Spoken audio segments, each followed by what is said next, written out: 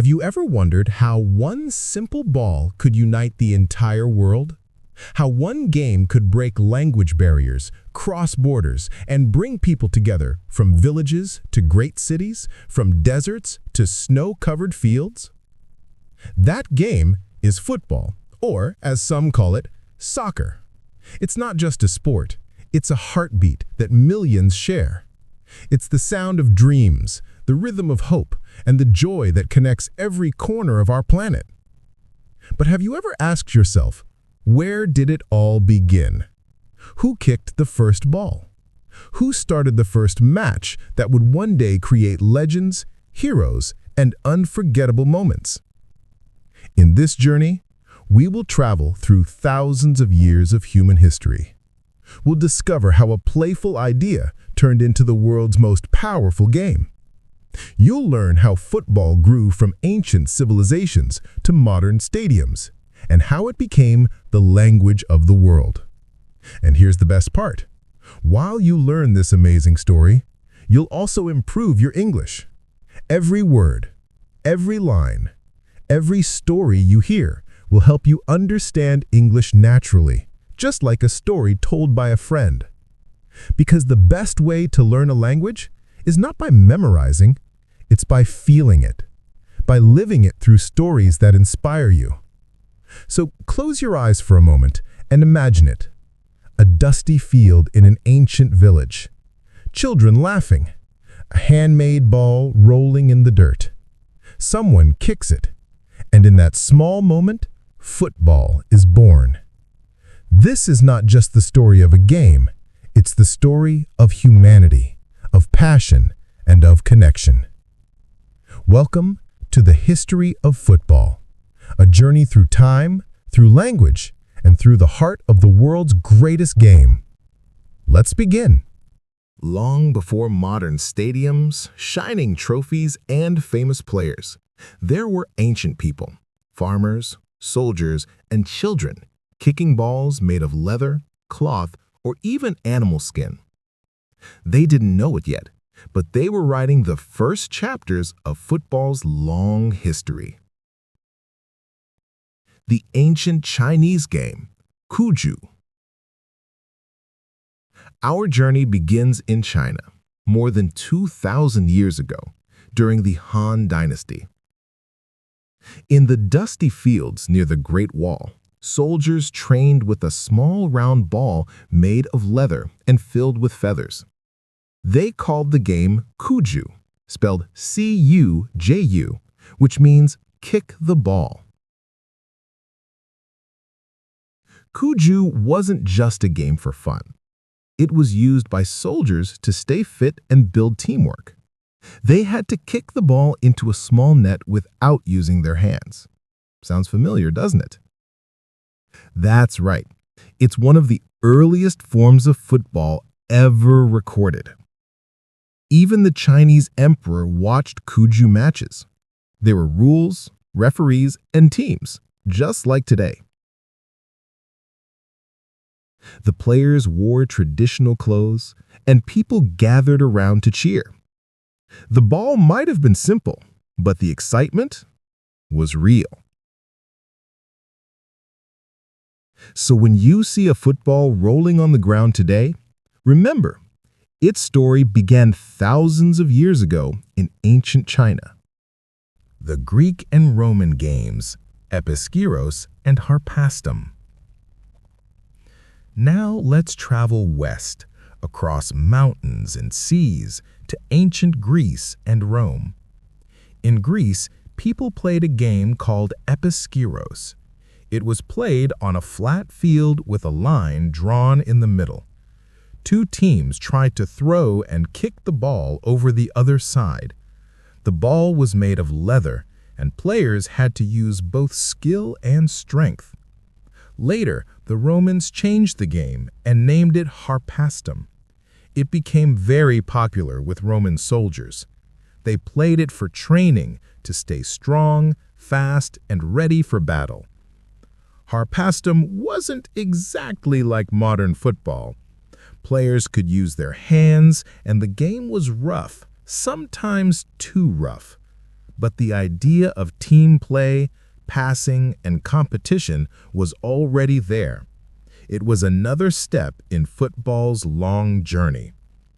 When the Roman Empire spread across Europe, the soldiers carried harpastum with them to England, France, and many other places. That's how the idea of a ball game started spreading through the Western world. The Mayan and Aztec ball games, Ulamalisli. Now we cross the ocean to the ancient Americas. In the hot jungles of Central America, the Maya and Aztec civilizations played a very different kind of ball game. They called it Ulamalisli, pronounced U-Lama-Listli.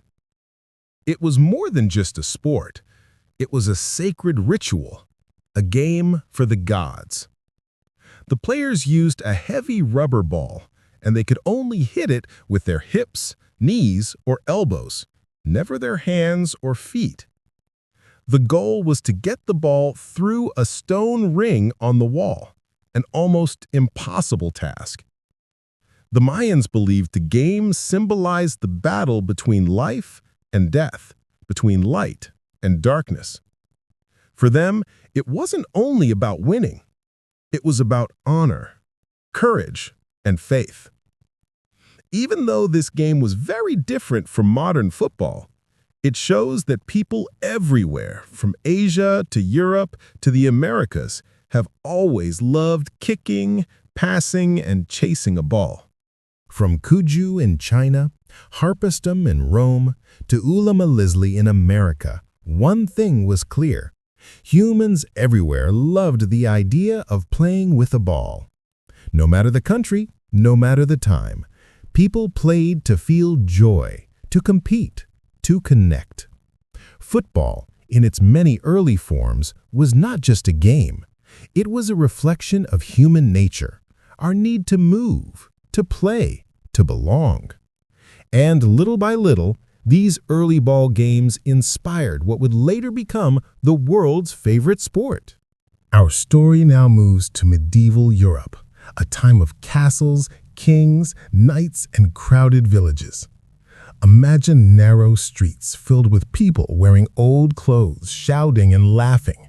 There's no TV, no internet, no video games, just the sound of a ball being kicked and chased through the town. That was medieval football. It wasn't like today's organized sport. It was wild, it was loud, and sometimes it was even dangerous.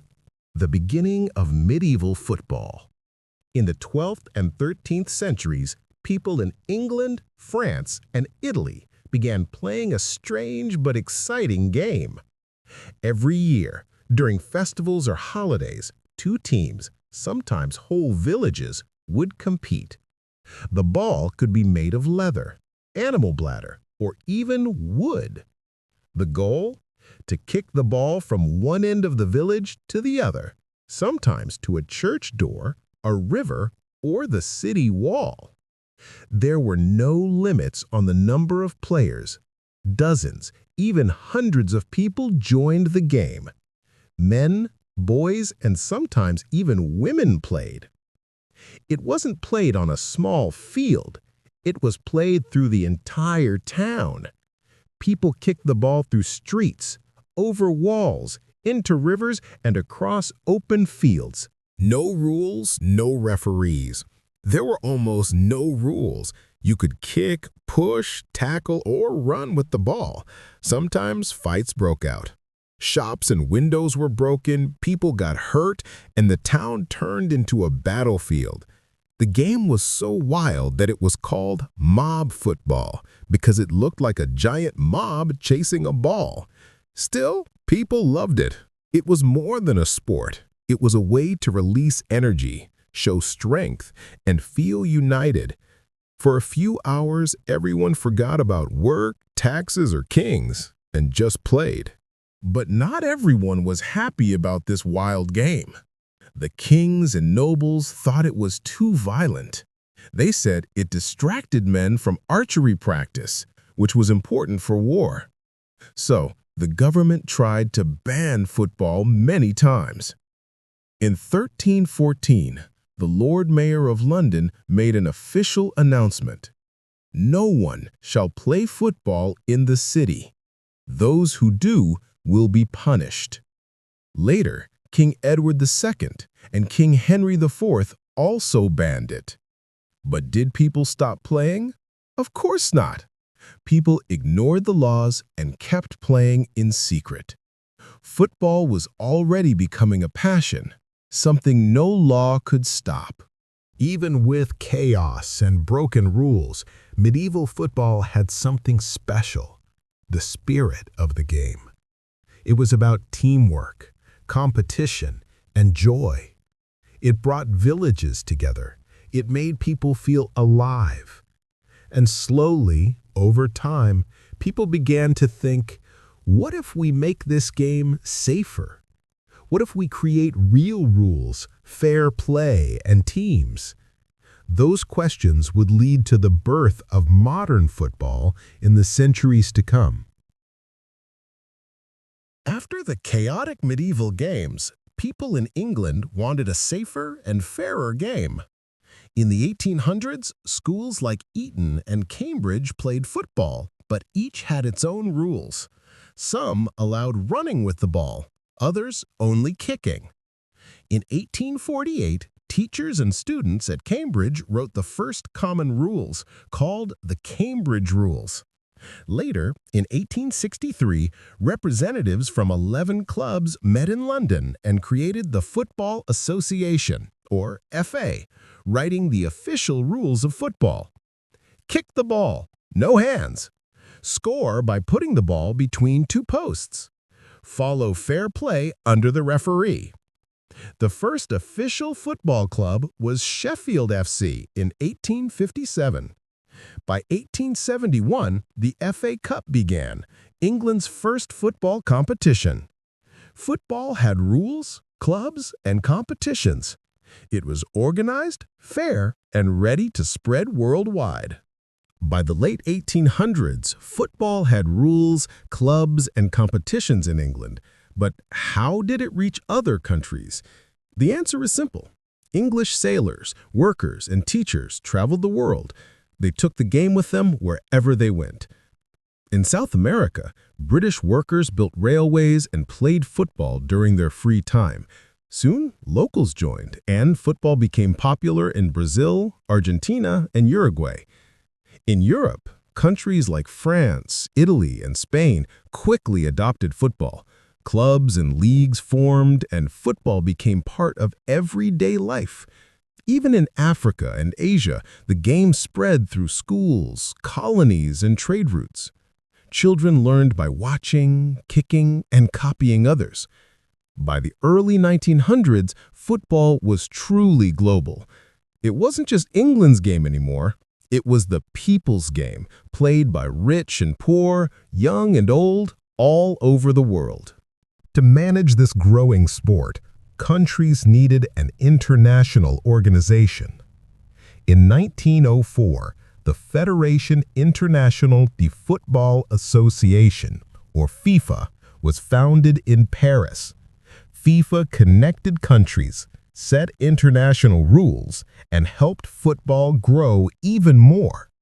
From a small English school game, football had become a global passion. And soon, it would reach its greatest stage, the World Cup. By the early 1900s, football was played all over the world. People loved it, but there was a problem: no official international competitions. Countries wanted to play against each other, but the rules and referees were not the same everywhere. Something had to be done to organize football globally. In 1904, the Fédération Internationale de Football Association, or FIFA, was founded in Paris, France. Its goal was simple: bring countries together through football, standardize the rules for international games, promote fair play and sportsmanship. FIFA started with just 7 member countries, but soon more joined. Football was becoming truly global. The biggest idea came in the 1920s, a global football tournament, the World Cup, where countries could compete for the first time. In 1930, the very first FIFA World Cup was held in Uruguay. 13 teams participated, and Uruguay won the first trophy.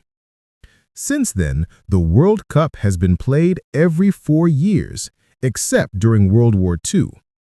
It became the most watched sporting event in the world, uniting millions of people in excitement and joy. The World Cup is more than a tournament. It is a story of passion, fans cheering for their country, skill, players showing amazing talent, unity, nations coming together, celebrating the same game. Football was no longer just a local game. It had become the language of the world, understood by everyone, young and old, rich and poor, from every continent.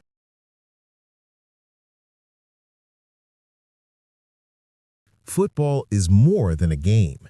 It is full of heroes, players whose talent and stories inspire millions.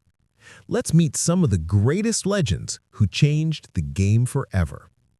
Runner, Pelé, the king of football. Pelé, from Brazil, is one of the most famous football players in history. He started playing as a boy in the streets of Três Corações. With incredible speed, skill, and vision, he became a star. Pelé won 3 World Cups, 1958, 1962, 1970, a record that still amazes fans.